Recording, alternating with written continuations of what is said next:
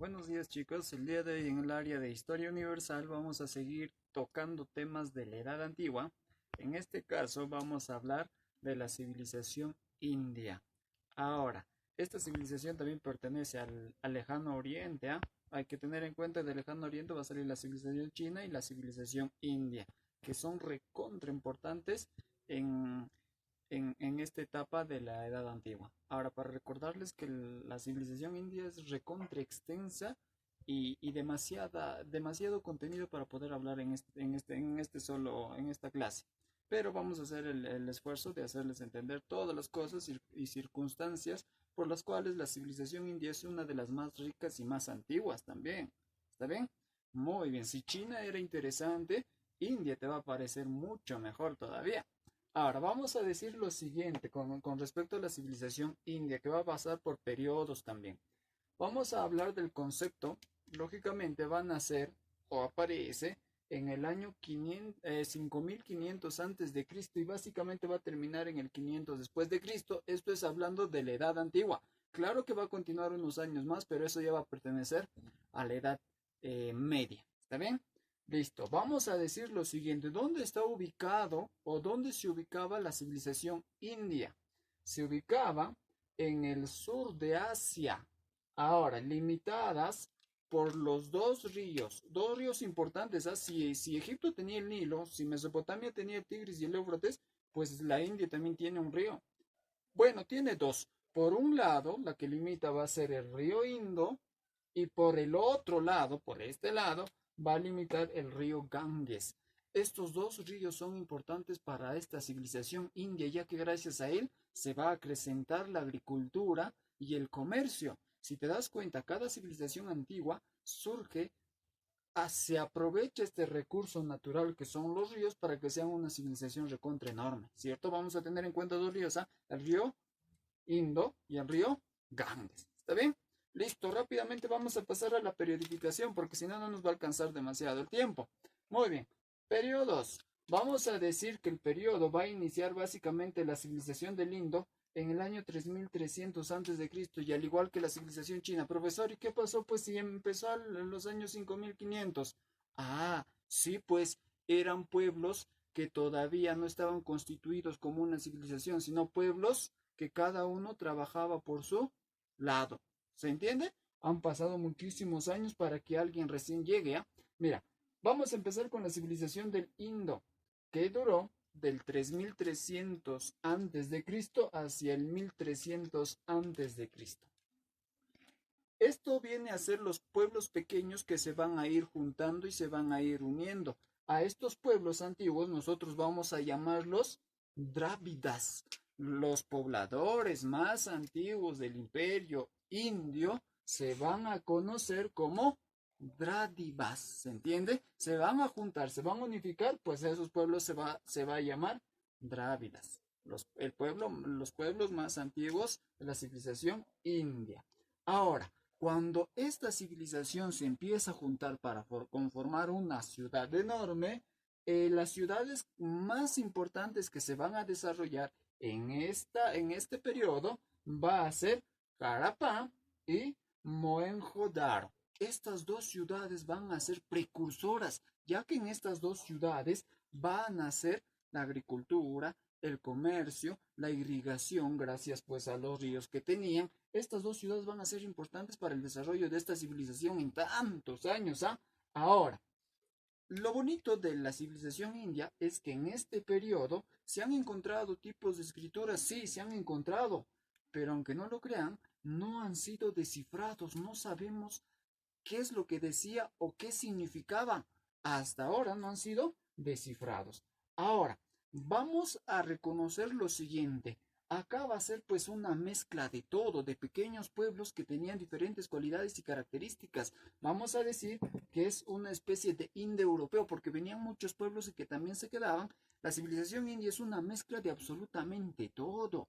¿Se entiende? Inicialmente vamos a decir que en la civilización del indio va a ser pues la aglomeración, el juntar el indoeuropeo, varios pueblos unificados. ¿Está bien? Mira, va a pasar muchos años desde los Drávidas para que construyeron estas dos ciudades importantísimas que van a ser las más reconocidas en este tiempo. Y pues va a finalizar cuando vienen los arios. Los arios los van a invadir. Ahora, los van a invadir y no es que van a perder pues porque no eran guerreros, ¿ah? Sucede, y esto según la mitología que también he leído, sucede pues que la civilización del Indo va a perder poder gracias a estos dos ríos. Se dice que estos dos ríos se desbordaron, al igual que el Nilo, se recuerdan que se desbordaba cierto tiempo y le servía para la fertilidad, pero resulta que acá no. Inundó de manera total que hizo que estos pequeños pueblos Drávidas se desconcentraran, se fuesen a un lugar a otro porque no se secaba, las tierras no se hacía fértil. Entonces, cuando estaban totalmente debilitados, llegaron los arios y los arios los invadieron cuando estaban debilitados gracias que se había inundado estos pueblos, ¿se entiende? Una vez debilitados, pues entraron con todo el poder los arios y los invadieron. Y ahí nomás pues empieza el periodo védico, con la llegada de los arios que van a invadir la civilización del Indo. Ahora, el periodo védico básicamente vamos a hablar del 1300 antes de Cristo hacia el 800 antes de Cristo. Ahora, acá se habían unificado, ¿se acuerdan? Se habían juntado. Cuando entraron al periodo védico, los arios, pues ya no había un estado unificado, sino cada uno por su lugar. Pequeñas ciudades se estaban dividiendo. Ahora, era una guerra constante entre los arios y los no arios. Profesor, ¿cómo así los arios y no arios? Ah, pues personas que apoyaron a la invasión y personas que no apoyaban a la invasión porque se sentían cómodas juntas, unificadas. Ahora, este periodo bélico, según los libros sagrados y de cierta manera mitos y leyendas que van a constituir todo este periodo, se dice lo siguiente: el principal libro sagrado que van a traer el periodo védico van a ser los Vedas. Este es el libro, los libros, composición de libros, los Vedas, en donde hay dos obras recontra reconocidas y populares y que son recontra épicas. Van a ser el Ramayana y el Mahabharata. Ahora, profesor, ¿qué es lo que se relataba en estos dos libros que traían los Vedas? Hazañas de solamente de sus dioses. Aunque no lo crean, los indios tienen alrededor de 33.300 dioses. Imagínate, muchísimos. Y en estos libros estaban algunos de esos relatos que se trataban de los antiguos dioses indios. ¿Está bien? Ahora, cuando llegaron los arios, la cultura fue transformándose, fue cambiando. Ahora los Vedas trajeron el idioma o la lengua sánscrita, un idioma diferente al indoeuropeo que tuviesen pues que aprenderla. Ahora, su dios principal en el periodo védico va a ser Indra, a donde pues lo van a rendir culto. Y es aquí donde va a nacer el hinduismo. Profesor, ¿cómo así el hinduismo? Ah, politeísta. El hinduismo es tener muchísimos dioses y ya como les mencionaba, la civilización india tenía alrededor de 33.300 dioses. El hinduismo es una religión en la cual pues van a ser politeístas. ¿Está bien? Entonces, para recordar en el periodo védico es lo siguiente: los arios invaden, pero hay una guerra constante entre no arios y arios y van a traer su libro sagrado, los libros sagrados que son los Vedas, y los dos de los libros que son reconocidos va a ser el Ramayana y el Mahabharata, y básicamente van a traer el sánscrito y como dios principal van a ser pues al Indra. ¿Se entiende? Indra, dios creador de absolutamente todo. Una vez que pasamos del periodo védico, vamos a llegar al periodo brahmánico. El periodo védico, que estaba totalmente resquebrajado, cada uno hacía lo que quería por sus partes, por sus ciudades, llegan los brahmanes. Los brahmanes van a conquistar y van a dominar a este periodo para pasar a este. Ahora, profesor, ¿qué era lo del periodo brahmánico? Va a comprender del año 800 antes de Cristo hasta el 321 antes de Cristo. Fíjate acá, dominada por los brahmanes. Profesor, ¿y quiénes eran ellos?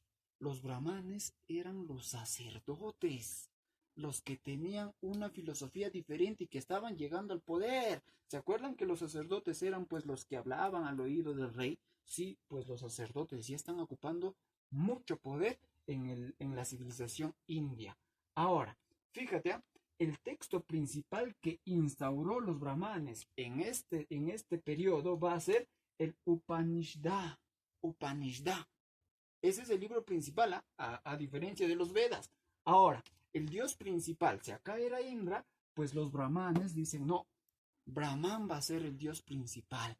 Y este dios principal se va a conservar hasta la actualidad. Ahora, en el periodo brahmánico, se va a radicalizar más este sistema de las castas y la reencarnación. Profesor, ¿qué cosas son las castas y reencarnación? Vamos a llegar a la organización social y te voy a explicar mucho mejor. ¿Está bien? Pero castas básicamente es jerarquizar. Ahora, fíjate en el año del reino Magadha y el reino Nanda. 684, profesor, pero arriba es de 800 a 321. No tiene lógica, no tiene sentido esta periodificación. No, estos dos reinos van a comprender el periodo brahmánico, el periodo de donde los sacerdotes tenían poder. Se comprendieron o se dividieron en dos pequeñas etapas. El periodo brahmánico se divide en el reino Magadha y en el reino Nanda. ¿Está bien? Ahora, por un lado vamos a tener en el reino Magadha va a impulsarse el comercio y los recursos naturales que contaba la civilización india. Vale decir, es una etapa de oro, porque podían comercializar. Ahora, aunque no lo crean, este comercio que tenía el reino Magadha se hacía con la antigua Mesopotamia. ¿Se acuerdan del rey asirio? Sí, profesor, sí me acuerdo de ese rey. Ese rey comercializaba con la civilización india. ¿Se entiende? Entre los dos. Hasta este punto, la civilización india todavía no conocía metal, pero la mesopotámica sí. Y llegaron con eso y le instauraron la metalurgia también en la civilización india. ¿Está bien? Ahora, aquí van a surgir dos filosofías, o se podría decir filosofía religiosa. Una de ellas era Siddhartha Gautama, el budismo. Profesor, el budismo me has hablado pues en China también. Sí, están juntos y su corriente filosófica también va a llegar hasta la China, pues. Ahora, Siddhartha Gautama fue el Buda. Profesor, el Buda sí he escuchado de él. Y también te voy a hablar en la organización religiosa cuando llegamos de Siddhartha Gautama, que fundó el budismo. Y también te voy a hablar de Vardhamana y Vamira, que fundó el jainismo. Ambas corrientes filosóficas entran en meditación, el mundo conmigo, la naturaleza conmigo para llegar a un mutuo acuerdo y pensar que todo lo moral y lo ético es correcto. ¿Se entiende? Mira, surgió en el reino Magadha. Ahora, una vez que ellos hayan impulsado el comercio, los recursos naturales y todo esto que estaba yendo en prosperidad, entra el reino Nanda, que van a sustituir, perdón, a los Magadha. Ahora, ¿de qué manera? ¿De qué manera? Cuando termina el reino Magadha y que el budismo y el jainismo se había instaurado, para mala suerte del reino Nanda, llegan dos invasiones importantes. ¿Cuáles eran, profesor? Ah, por el noroeste iban llegando los persas. ¿A cabeza de quién? A profesor Darío I. Darío I a la cabeza, al mando, logró que la civilización india, el reino Nanda, se hiciera una satrapía. ¿Qué era una satrapía? Los conquistaron y lo hicieron una ciudad más del reino persa. Ve, los persas invadieron a la civilización india. Y para más mala suerte de esto, pues, 200 años más tarde, 200 años dominados bajo el gobierno persa, llega Alejandro Magno. Alejandro Magno, pues ustedes saben que es de Grecia y estaba conquistando, ya iba una pelea constante entre los persas y los griegos. Alejandro Magno logra quitar al imperio persa de la civilización india. Para esto habían sucedido 200 años y la civilización india estaba agarrando fuerza militar, fuerza guerrera, estaba juntando a todos porque no les parecía que un extranjero los gobierne. ¿Se entiende? Vale decir, el reino Nanda fue tan, se podría, tan salado que básicamente ingresan al poder y ahí nomás se viene el imperio persa encima. 200 años más tarde llega Alejandro Magno. Ve, todas las cosas que había sucedido dentro del periodo brahmánico. ¿Está bien? Una vez que Alejandro Magno podría decirse que saca a los persas del poder y se instaura también, pues lógicamente, una vez conquistado el territorio, quiso quedarse. Pero ¿sabes qué sucedió? Alejandro Magno no podía estar en todos los lugares. Alejandro Magno era un conquistador, ¿cierto? Iba de un lugar a otro liberando o conquistando más territorio. Y como este lugar de Asia estaba demasiado lejos, pues básicamente de cierta manera dejó algún poder, sí, pero no fue mucho.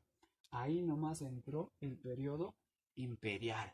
Este personaje, Chandragupta, recupera la civilización india. Recuerdan que ya se estaban militarizando, que se estaban reuniendo muchos guerreros para poder recuperar la civilización india. Sí, pues quitan a los griegos del poder y llega pues Chandragupta Maurya, es el que va a unificar nuevamente la civilización india. A este periodo vamos a conocerlo como el imperial, del 321 al 185 después de Cristo. Ya estamos hablando después de Cristo, vale decir, él entró a la fuerza, todo.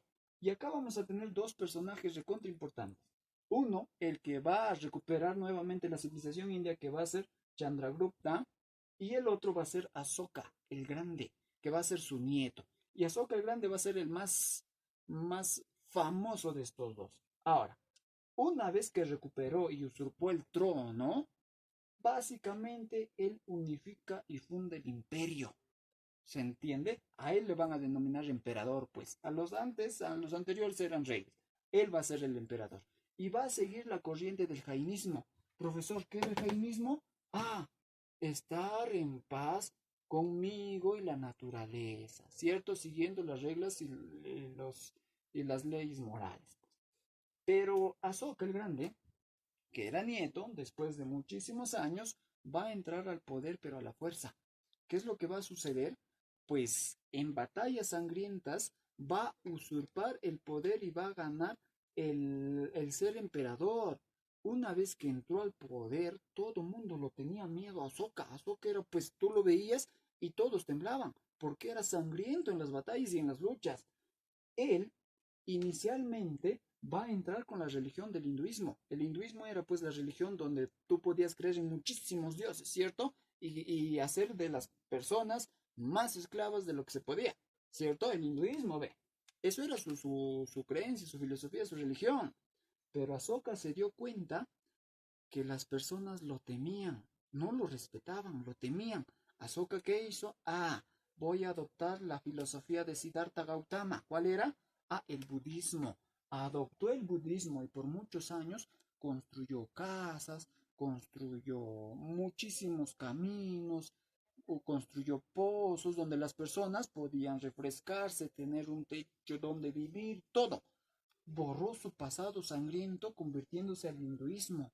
Y ahora, ¿qué es lo que hizo? La escritura Brahmi. Constituyó la escritura Brahmi gracias al alfabeto arameo que ya existía. ¿Se entiende? Ahora, pasando de Asoka el Grande, que había entrado pues de manera sangrienta y que se convirtió en un emperador muy importante gracias al budismo, pasamos al imperio Gupta o Edad de Oro. Esta Edad de Oro básicamente es para finalizar ya desde el 320 después de Cristo hacia el 500 después de Cristo. ¿Qué es lo que sucedió acá? Profesaron el hinduismo respetando el budismo. Quiero decir, ¿había budismo? El hinduismo sí, había budismo todavía, pero respetaban el budismo y el jainismo, respetaban muchísimo. Y ahora, en esta parte va a ser una prosperidad sin precedentes. La civilización india va a crecer muchísimo. Muchísima gente va a necesitar de la civilización india por la agricultura, la ganadería, por los metales, por todas las cosas que podía comercializar. Ahora, ellos van a caer, esta última etapa va a caer gracias a las manos de los hunos o heftalíes. Profesor, ¿qué cosas eran ellos? Pues de ahí se va a instalar el imperio o la civilización islámica, que eso es más reciente, que probablemente en una siguiente clase te voy a hablar. ¿Está bien? Entonces, mira, ¿cómo es que llegamos a este punto de llegar hasta Asoka el Grande? Básicamente en la Edad Antigua va a terminar con él.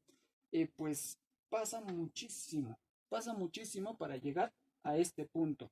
Ahora, hay que recordar lo siguiente en la organización social que yo te mencionaba acá. La organización social era recontra jerarquizada y era por castas. ¿Cómo así, profesor?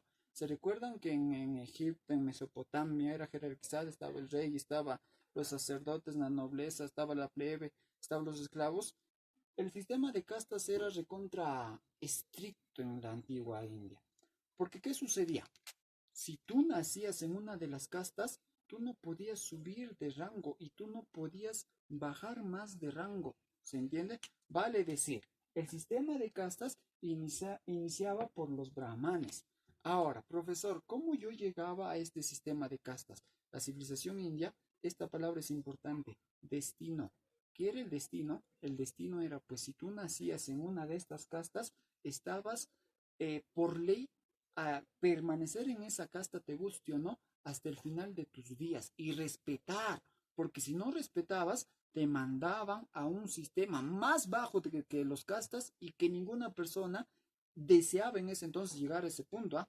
Y te voy a explicar cómo es que sucedía este sistema de castas. El sistema de castas estaba constituido arriba en el peldaño, estaban los brahmanes, los sacerdotes, los privilegiados de tener el poder. ¿Y estos quiénes eran? Ellos, los sacerdotes. Y el sistema de castas era un poco discriminador. ¿Qué es lo que sucedía? Si yo estaba en el sistema de castas en la parte de arriba, yo podía discriminar a todos los que están acá abajo. Para mí eran nada, ¿se entiende? Y los sacerdotes eran eso, pues. Estaban arriba y discriminaban a todos los demás. Después de los brahmanes, del sistema de castas que está en número uno, vamos a pasar a los chatrías.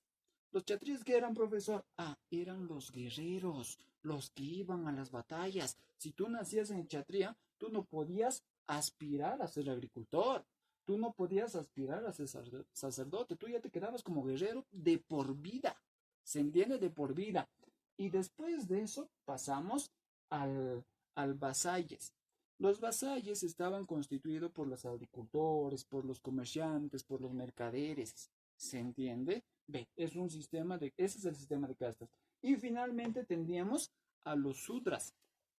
Los sudras eran los sirvientes y esclavos. Sirvientes y esclavos básicamente. Ahora, profesor, ¿qué sucedía si uno de ellos, por ejemplo, un mercader, tenía muchísimo dinero, se compraba el sacerdote y se hacía brahman? No se podía, no se podía. Tu destino era ser vasallo hasta el final de tus días. Profesor, si yo no sabía pelear y había nacido como chetría, ¿podía pasarme al vasalles? No, tampoco se podía. Tú eras guerrero hasta el final de tus días. Ese era tu destino. Según la civilización india, el destino de cada persona estaba marcado ya. Antes de tu nacimiento ya estaba marcado. ¿Está bien? Pero a alguien que incumplía esta ley, imaginamos que un vasalles se enamoraba de una chica, de una de las hijas de los guerreros, supongamos, ¿ve? O un guerrero se enamoraba de una agricultora, ¿ve? ¿Qué sucedía? Te encontraban y te juzgaban. Si ya de por sí era malo ser sudra porque era sirviente o esclavo, había uno más bajo.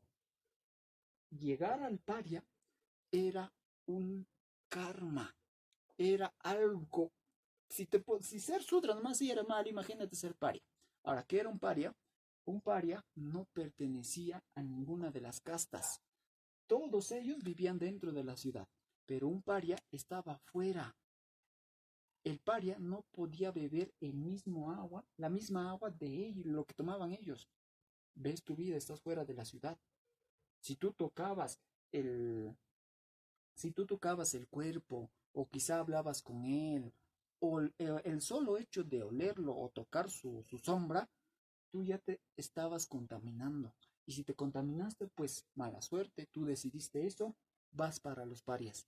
Los parias eran las personas más repudiadas y odiadas por todo el sistema indio, por todo el sistema social indio. Ve, ahora, profesor, ¿qué es el karma? El karma era esto, ve. Si tú habías hecho cosas malas en tu anterior vida, ellos creían en la reencarnación, sí, creían en la reencarnación. La reencarnación era, pues, si yo vivo bien hoy, hago cosas bien hoy, lógicamente voy a nacer y voy a subir, seguramente voy a nacer, ya no voy a ser vasalles, voy a ser chatría, o quizá ya voy a ser brahman. Ve, si había hecho cosas buenas en mi anterior vida, pero si había hecho cosas malas, había hecho cosas malas. Si yo estaba en el Kshatriya, podría nacer en un Sudra, podría nacer en un Vasalles. Y si yo nacía como paria, eso era el karma. Había hecho cosas recontra malas en mi anterior vida. Es por eso que discriminaban. Es por eso que hacían sentir menos a la gente. Porque sabían, si yo había llegado a Brahman, había nacido como Brahman, en mi anterior vida habría sido buena. Entonces tengo el derecho de discriminarlos, ve. Imagínate. Y si yo nacía como Sudra, seguramente me arrepentía pues toda mi vida. Y como era una constante reencarnación según su filosofía, según su creencia, pues te morías haciendo cosas buenas y seguramente subías en una de las castas. ¿Se entiende? Listo. Ese era el sistema de castas, ¿ah? Que estaba constituido por estos. Entonces, ser pari era lo peor que te podía pasar. Ahora, vamos a hablar de la organización religiosa filosófica. Ya les decía que la civilización india constaba básicamente de muchísimos dioses. 33.300 son muchísimos dioses. Estos dioses se le faltaba una mano, perdía su poder, se denominaba de otro. ¿Y dónde estaban todos esos dioses? En los libros de los Vedas. ¿Está bien? Ahora, pero vamos a mencionar a tres dioses recontra importantes. Uno, el principal y el creador de absolutamente todo, era Brahma. Brahma era el creador de absolutamente todo, que estaba escondido porque tú no lo podías ver, porque era un dios, y estaba guardado en el estómago de Vishnu. Ahí se escondía él y solamente salía y hacía su aparición en ocasiones importantes. ¿Se entiende? Importantes. Ahora, en el estómago de Vishnu, Vishnu era el otro dios, pues otro dios principal.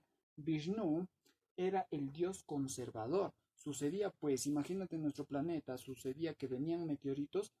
Vishnu estaba ahí defendiéndonos de todos los meteoritos y males que podían acechar a este planeta, porque era recontra conservador. Ahora, profesor, este dios se ha visto, hacía personificación, así como un dios en un humano. Y las últimas personificaciones que se puede evidenciar en el Ramayana y en el Mahabharata va a ser pues que Vishnu hizo aparición como Krishna y uno antes como Rama. Ve, ¿has escuchado de Krishna? Sí, profesor, he escuchado. Pues ese es el mismo Vishnu, simplemente con diferente denominación porque cambió. ¿Está bien? Ahora, si teníamos un Vishnu, vamos a tener a Shiva, el destructor. ¿Alguna vez has visto a un indio con un puntito rojo en la frente? ¿A una chica? Sí, profesor, he visto. Seguramente hace alusión a Shiva. Shiva es el dios de la destrucción. Hace lo malo, el lado malo se podría decir. Y Vishnu cuenta con tres ojos. El primer ojo va a ver hacia el pasado. El segundo ojo mira hacia el presente. Y el tercer ojo va a ver hacia el futuro. Estos tres dioses van a comprender los dioses principales de la civilización india.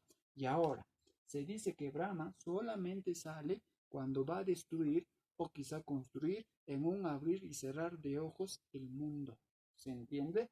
Y también tenemos lo que es el filósofo, el budismo. Siddhartha Gautama, ¿te acuerdas? Sí, profesor, Siddhartha Gautama que fundó el budismo, que lo conocieron como Buda, el iluminado. Resulta pues que Siddhartha Gautama había nacido en los brahmanes, persona rica, pudiente, podría ser sacerdote, tenía absolutamente todo, todo lo que los demás podrían desear. Imagínate, si tú habías nacido en Sudra, deseabas ser brahman, porque tenías absolutamente todo y discriminabas al que querías. Y Siddhartha Gautama había nacido brahman, tenía todo, pues era rico. Pero Siddhartha Gautama se dio cuenta de algo. Una vez se escapó del lugar donde vivía, salió, encontró a personas enfermas.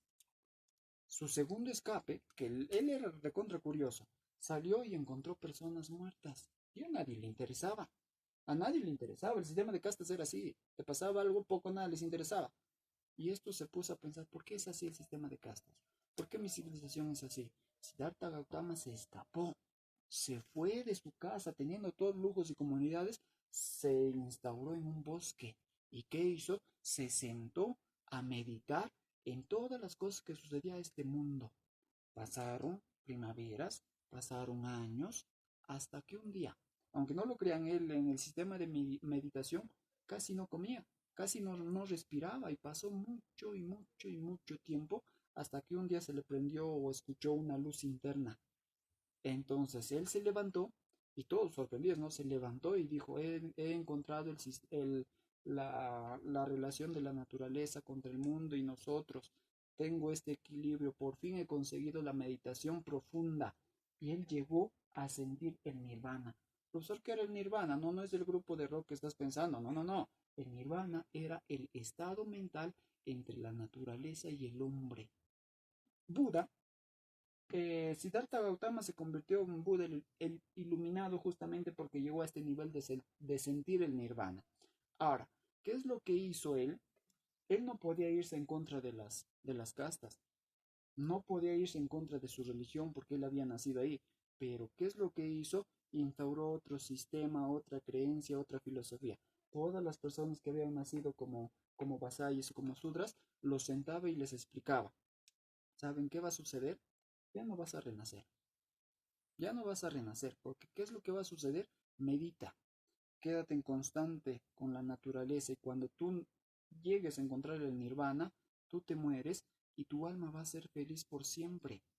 Tú ya no vas a reencarnar, te vas a quedar en esta ideología, en este mundo, en este espacio, en esta nube que se llama la meditación y tu alma va a ser feliz por toda tu vida. Imagínate decirlo eso a un sudra, que era un esclavo. El sudra feliz se moría porque sabía que ya no iba a reencarnar, porque tenía miedo de reencarnar en un paria.